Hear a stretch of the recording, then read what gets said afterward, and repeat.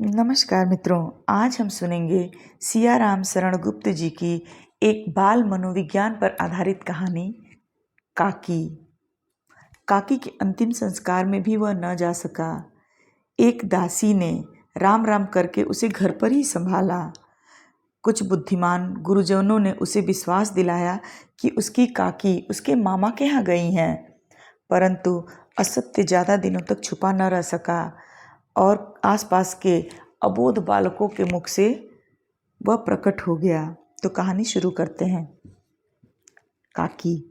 उस दिन बड़े सवेरे श्यामू की नींद खुली तो उसने देखा कि घर भर में कोहराम मचा हुआ है। उसकी माँ नीचे से ऊपर तक एक कपड़ा ओढ़े हुए कंबल पर भूमि शयन कर रही है और घर के सब लोग उसे घेर कर बड़े करुण ढंग से विलाप कर रहे हैं। लोग जब उमा को शमशान ले जाने के लिए उठाकर ले जाने लगे तब श्यामू ने बड़ा उपद्रव मचाया। लोगों के हाथ से छूटकर वह उमा के ऊपर जा गिरा। बोला, काकी सो रही है, उन्हें इस तरह उठाकर कहाँ लिए जा रहे हो? मैं न जाने दूंगा। लोग बड़ी कठिनता से उसे हटा पाए। काकी के दाह संस्कार में भी उसे जाने नहीं दिया। एक दासी किसी तरह बहला फुसला कर उसे घर पर ही संभाले रही। यद्यपि बुद्धिमान गुरुजनों ने उसे विश्वास दिलाया कि उसकी काकी उसके मामा के यहाँ गई है, परंतु असत्य के आवरण में सत्य बहुत समय तक छिपा न रह सका। आसपास के कुछ अबोध बालकों के मुंह से वह प्रकट हो गया। यह बात उससे छिपी न रह सकी कि काकी कहीं नहीं, ऊपर राम के यहाँ गई हैं। काकी के लिए कई दिन तक लगातार रोते रोते उसका रुदन तो क्रमशः शांत हो गया, परंतु शोक शांत न हो सका। वर्षा के अनंतर 1-2 दिन में ही पृथ्वी के ऊपर का पानी तो अगोचर हो जाता है, परंतु भीतर ही भीतर उसकी आर्द्रता जैसे बहुत दिनों तक बनी रहती है। वैसे ही उसके अंतस्थल में वह शोक जाकर बस गया था। वह प्रायः अकेला बैठा बैठा शून्य मन से आकाश की ओर ताका करता। एक दिन उसने ऊपर आसमान में पतंग उड़ती देखी। न जाने क्या सोचकर उसका हृदय एकदम खिल उठा। विश्वेश्वर, जो श्यामू के पिता हैं, उनके पास जाकर बोला, काका मुझे एक पतंग मंगा दो। पत्नी की मृत्यु के बाद विश्वेश्वर अनमनस्क रहा करते थे। अच्छा मंगा दूंगा कहकर वह उदास भाव से कहीं और चले गए। श्यामू पतंग के लिए बहुत उत्कंठित था। वह अपनी इच्छा किसी तरह रोक न सका। एक जगह खूंटी पर विश्वेश्वर का कोट टंगा हुआ था। इधर उधर देखकर उसने एक स्टूल सरकाकर रखा और ऊपर चढ़कर कोट की जेबें टटोली। उनमें से एक चवन्नी का आविष्कार करके वह तुरंत वहां से भाग गया। सुखिया दासी का लड़का भोला श्यामू का समवयस्क था।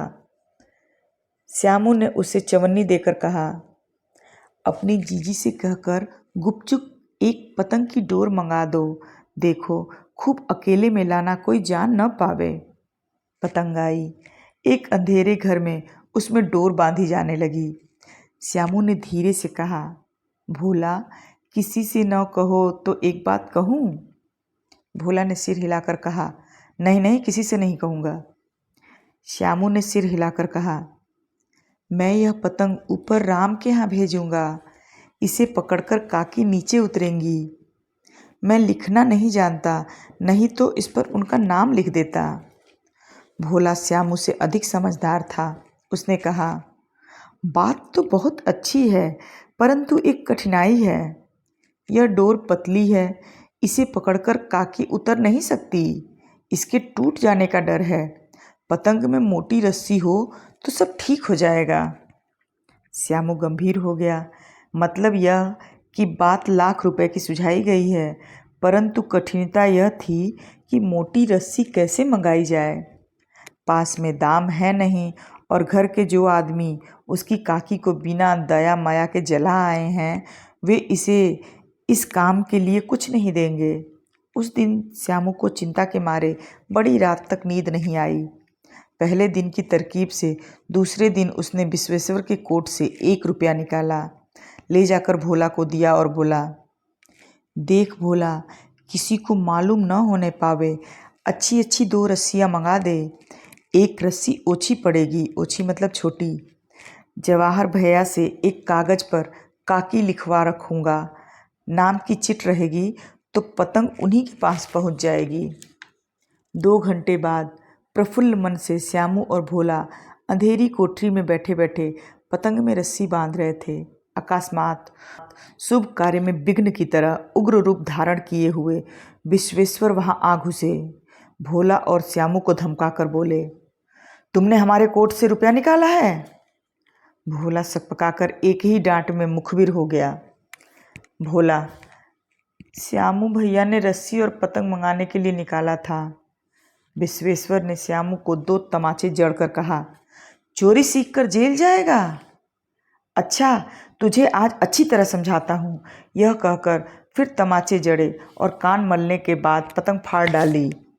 अब रस्सियों को की ओर देखकर कहा, ये किसने मंगाई? भोला ने कहा, इन्होंने मंगाई थी। कहते थे इनसे पतंग तानकर काकी को राम के यहाँ से नीचे उतारेंगे। विश्वेश्वर हतबुद्धि होकर वहीं खड़े रह गए। उन्होंने फटी हुई पतंग उठाकर देखी। उस पर चिपके हुए कागज पर लिखा था, काकी। आप सुन रहे थे सियाराम शरण गुप्त जी की लिखी कहानी काकी। आपको कहानी कैसी लगी? अगर आपको कहानी पसंद आई हो तो कमेंट करके बताइएगा। चैनल को सब्सक्राइब कीजिए, वीडियो को लाइक और शेयर ज़रूर कीजिए। मिलते हैं एक नई कहानी के साथ, तब तक आपका समय शुभ हो। धन्यवाद।